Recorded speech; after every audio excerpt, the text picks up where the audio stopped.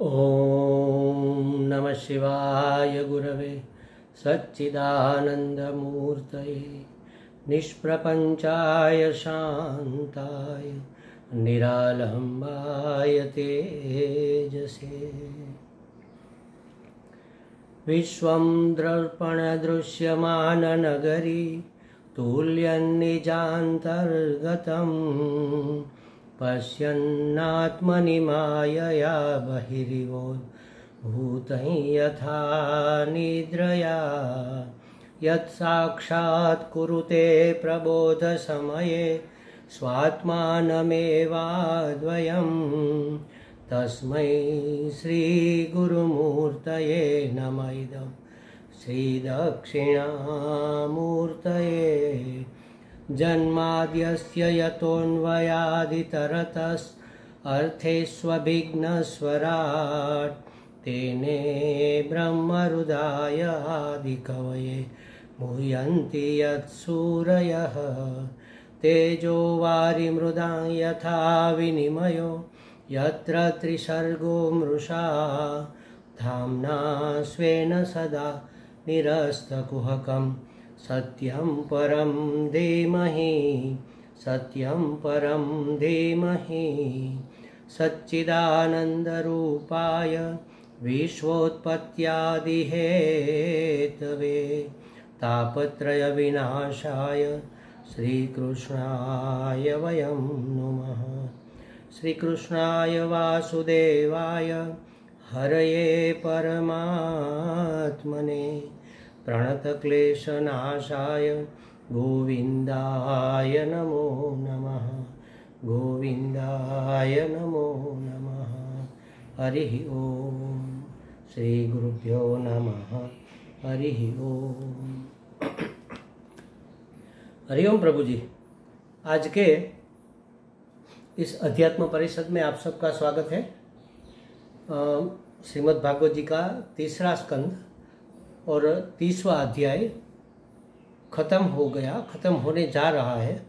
उसमें कपिल भगवान माता देवहूति को वैराग्य जगाने के लिए संसार और संसार के बाद की स्थिति का वर्णन करते हैं और कहते हैं कि जो लोग केवल अधर्म की कमाई से अपना और अपने परिवार का पालन करने में व्यस्त रहते हैं वह भयंकर नरक में जाते हैं। और आगे खुलासा भी करते हैं कि ये नरक लोक भी भगवान ने शोधन के लिए बनाया है, शुद्धिकरण के लिए बनाया है। जैसे कोई वस्तु को गर्म पानी में उबालने से वह साफ हो जाती है, जैसे आग में तपाने से किसी वस्तु को निवृत्त, दाग को या गंध को निवृत्त किया जा सकता है, वैसे भगवान जीव को शुद्ध करके फिर वापस अपने सृष्टि चक्र में भेजते हैं। जैसे समझो कि एक कटोरी में हमने हींग रखी है कई दिनों तक, उसका इस्तेमाल करते करते हींग खत्म हो गई। अब कटोरी हमने साफ कर ली, मिट्टी से या बर्तन जैसे हम साफ करते हैं, राख से हमने घिस घिस कर ठीक से साफ कर ली। साफ तो हो गई, लेकिन अभी भी उसमें गंध बाकी है। अब उसकी गंध चाहे कुछ भी करो नहीं जाएगी। आजकल जो लिक्विड आ रहा है उसमें सुगंध होती है, वो भी इतनी तीव्र होती है, वो सुगंध उस दुर्गंध को दबा देती है, गंध जाती नहीं। अगर गंध को निकालना है तो क्या करना पड़ेगा? उस कटोरी को आग में तपाना होगा। आग में तपाने से वह गंध नाम की दुर्गंध, गंध नाम की गंदगी दूर हो जाती है।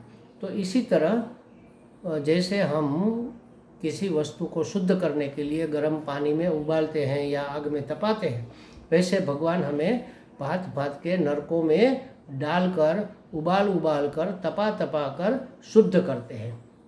और शुद्ध हो जाने के बाद फिर क्या होता है? क्रमशः समनुक्रम्य पुनरात्राव्रजेत शुचिः।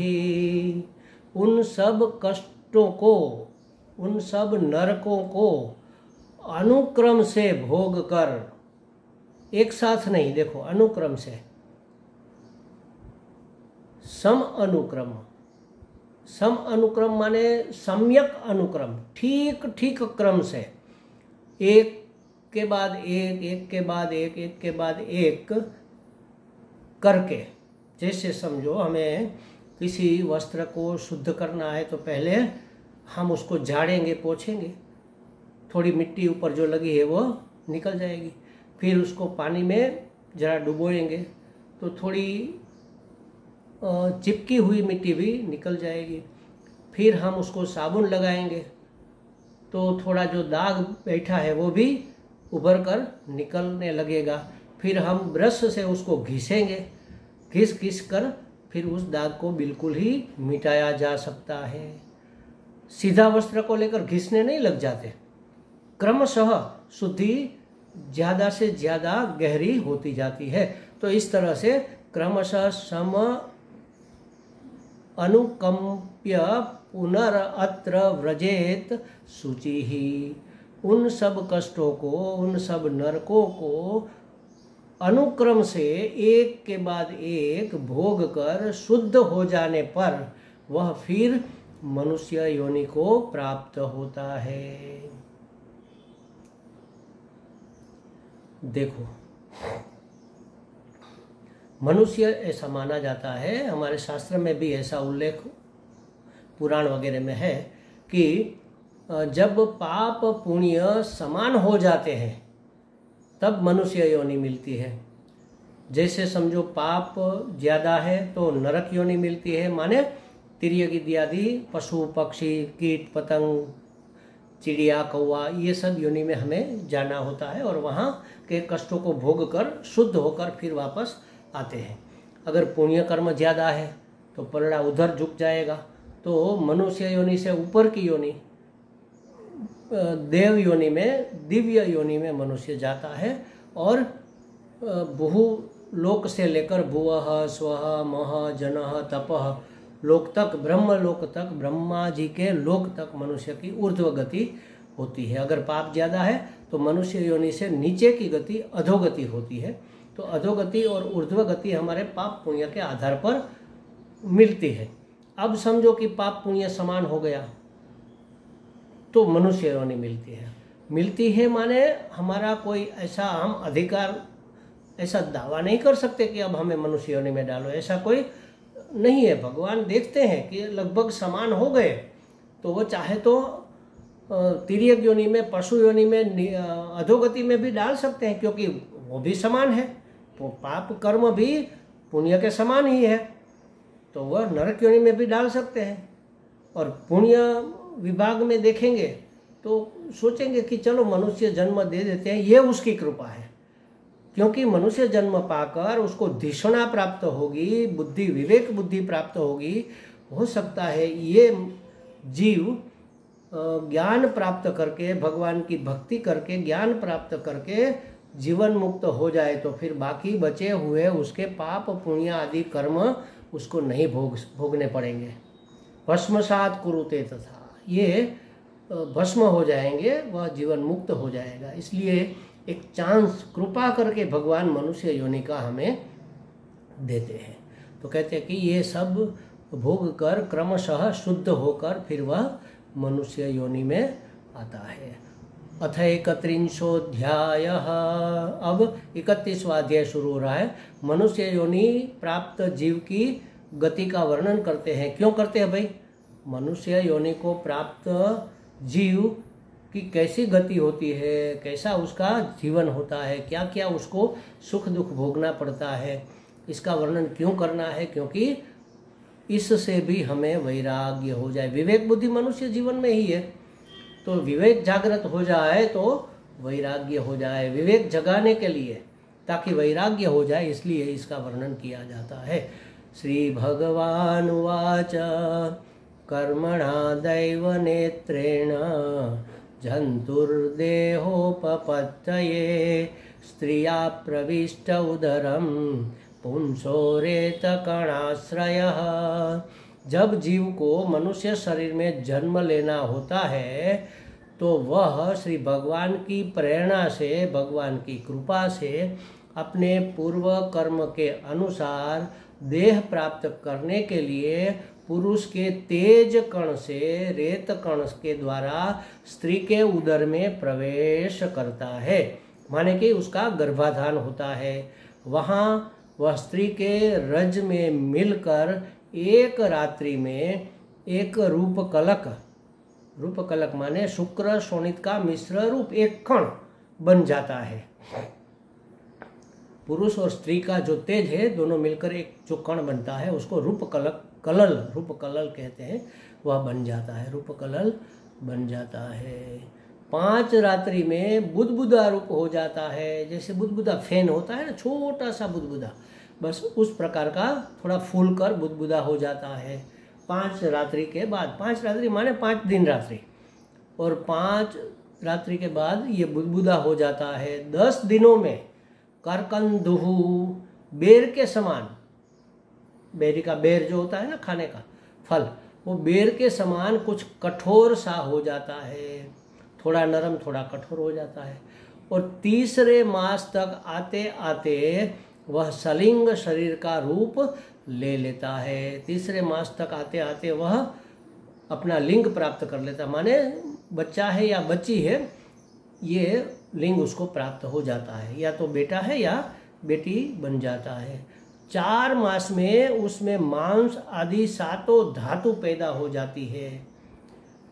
त्वक माने त्वचा, फिर मांस, फिर मेद, रक्त, वीर्य, ये सब मिलकर 7 धातु हमारे शरीर में होते हैं। तो ये 7 धातु 4 मास में उसको प्राप्त हो जाती है। 7 धातु वाला जीव शरीर उसको जीव को प्राप्त हो जाता है। 5वें महीने में उसे भूख प्यास लगने लगती है, माने कि प्राण अंदर प्रविष्ट हो गए। भूख प्यास तो प्राण का धर्म है, तो उसमें प्राण संचार हो गया, माने संचरण अब हमें महिला जो माता होती है उसको अनुभव होने लगता है। 5वें महीने में उसे भूख प्यास लगने लगती है। और 6ठे मास में झिल्ली से लिपट कर वह दाहिनी कोख में घूमने लगता है। माता की दाहिनी कोख में वो थोड़ा थोड़ा हिलने लगता है। माताओं को लगता है ना कि अंदर जो बच्चा है उसको पाँव से मार रहा है, लात मार रहा है, तो थोड़ा उसको ये अनुभव होता है। बच्चा घूमता है तो थोड़ी बहुत लात अंदर ठोकर थोड़ी लगती है, तो माता को अनुभव में आ जाता है, तो वह घूमने लगता है दाहिनी कोख में। वहाँ माता की खाए पिए अब तकलीफ शुरू हो जाती है। देखो 6ठे मास से माता के खाए पिए कड़वे, तीखे, गरम, नमकीन, रूखे, खट्टे आदि उग्र पदार्थ, उल्बने ही उग्र पदार्थों के स्पर्श से उसके शरीर में पीड़ा होने लगती है, क्योंकि माता की साथ वह नाभि से जुड़ता है। माता जो खुराक खाती है वह उसको भी प्राप्त होता है। तो अभी तो जैसे छोटा बच्चा ज़्यादा तीखा तो नहीं खा सकता ना, ज़्यादा खट्टा ज़्यादा गर्म नहीं खा सकता, गर्म दूध नहीं पी सकता, उसका तो मुंह भी इतना कोमल होता है, आंत भी इतनी कोमल होती है, गला भी इतना कोमल होता है। तो माँ उसको फूंक मार मार कर ठंडा करके फिर थोड़ा थोड़ा ठंडा करके थोड़ा थोड़ा गर्म रख के उसको दूध पिलाती है। तीखा भी वो नहीं खा सकता, कड़वा भी नहीं खा सकता, बहुत ज़्यादा नमक वाला या रूखा सूखा खट्टा नहीं खा सकता। अगर माँ 6ठे मास में ये सब खाती है तो बच्चे को बहुत पीड़ा भोगनी पड़ती है। इसलिए हमारे शास्त्रों में, संस्कार ग्रंथों में माता का भोजन, गर्भवती माता का भोजन कैसा होना चाहिए, इसका आयुर्वेद में भी बहुत बड़ा वर्णन है। सात्विक और एकदम समतापूर्ण भोजन उसको करना चाहिए, ताकि उसको भी प्रसन्नता रहे और बच्चे को भी प्रसन्नता रहे, पोषण भी मिलता रहे। ऐसा भोजन उसको करना चाहिए। ये हमारे दादी नानी सब जानती थी, आजकल तो ये सब हो नहीं रहा है। 6ठे 7वें महीने में भी माताएं पानी पूरी खाने जाती है और कहती है और तीखा बनाओ और तीखा बनाओ। अब बच्चे की क्या दशा होती होगी, ऐसा पानी पूरी खाकर पैदा होने वाला बच्चा भी कितना सात्विक हो सकता है, ये सोचने वाली बात है। तो ये सब उग्र पदार्थ के स्पर्श से उसके शरीर में पीड़ा होती है। और पिंजड़े में बंद पंछी के समान पराधीन एवं अंगों को हिलाने में भी असमर्थ उस जीव को क्या होता है ये बताते। तत्र लब्ध स्मृतिर्दैवात् कर्म जन्म सतोद्भवम् स्मरन् दीर्घमनुच्छ्वासं शर्म किं नाम विन्दते। तो इस समय अदृष्ट की प्रेरणा से, भगवान की कृपा से ही समझ लो, स्मरण शक्ति प्राप्त हो जाती है। 7वें महीने में आते आते उसको स्मरण शक्ति प्राप्त हो जाती है। तब अपने सैकड़ों जन्मों के कर्म उसको याद आते हैं। सैकड़ों माने 100 जन्मों के कर्म उसको याद आते हैं, अच्छे और बुरे दोनों। तो उस कर्म को याद करके वह बेचैन हो जाता है, क्योंकि अच्छे कर्म तो जीवन में बहुत कम ही होते हैं। ज़्यादातर तो हम स्वार्थ से भरे होते हैं, और स्वार्थपूर्ण कर्म, बुरे कर्म ही ज़्यादा हमारे जीवन में, जब ज्ञान नहीं होता तब की बात है, तब ये ज़्यादा होते जाते हैं। तो उस कर्म को याद करके वह बेचैन हो जाता है और उसका दम घुटने लगता है, करे मर गए, अब क्या होगा, अब क्या होगा। ऐसी अवस्था में उसे क्या ही सुख शांति मिल सकता है। इसलिए कहते हैं कि पुनर्जन्म माने जन्म मरण के चक्र से हमें छूटना चाहिए। अगर हम नहीं छूट पाएंगे तो पुनरपि जननम पुनरपि मरणम पुनरपि जननी जठरे गमनम, फिर से माँ की कोख में जाना पड़ेगा और वहाँ पर ऐसी अस्वस्थ स्थिति प्राप्त होगी, उसमें क्या ही सुख शांति मिलेंगे। तो 7वां महीना आरंभ होने पर उसमें ज्ञान शक्ति का उन्मेष हो जाता है, उसको सब याद आने लगता है। परंतु प्रसूति वायु से चलायमान वह एक स्थान पर नहीं रह सकता। प्रसूति वायु उसको इधर से उधर धकेलती रहती है और तभी वह 9वें महीने में जाकर बाहर आ सकता है, उस वायु के फोर्स बल से, उस वायु के धक्के से। आजकल वो धक्का भी खत्म हो गया, ऑपरेशन करके बच्चा निकाल लेते हैं।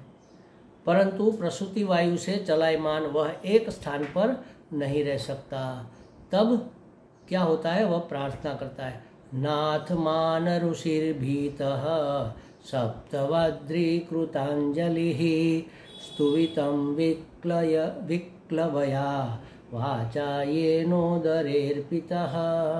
सप्त धातुमय स्थूल शरीर से बंधा वह देहात्मदर्शी जीव, उसको अपना देह दिखता है, देहात्म माने अनुभव होता है, देहात्मदर्शी जीव अत्यंत विक्लवाय, व्याकुल होकर और भयभीत होकर दीन वाणी से गिड़गिड़ाकर नाथ मानः कृपा की याचना करता हुआ हाथ जोड़कर उस प्रभु की स्तुति करता है जिसने उसे माता के गर्भ में भेजा है अपने कर्मों का फल भोगने के लिए। तो तब वह माता के गर्भ में हाथ जोड़कर भगवान को प्रार्थना करता है। इस प्रार्थना में जो ये भागवत जी में ये प्रार्थना दी गई है गर्भ की, इसको गर्भ स्तुति भी कहते हैं। बहुत सुंदर प्रार्थना है, इसके विषय में हम फिर बात करेंगे। ओम पूर्णमदः पूर्णमिदं पूर्णात् पूर्णमुदच्यते पूर्णस्य पूर्णमादाय पूर्णमेवावशिष्यते। ओम शांति शांति शांति। हरि ओम। श्री गुरुभ्यो नमः। हरि ओम।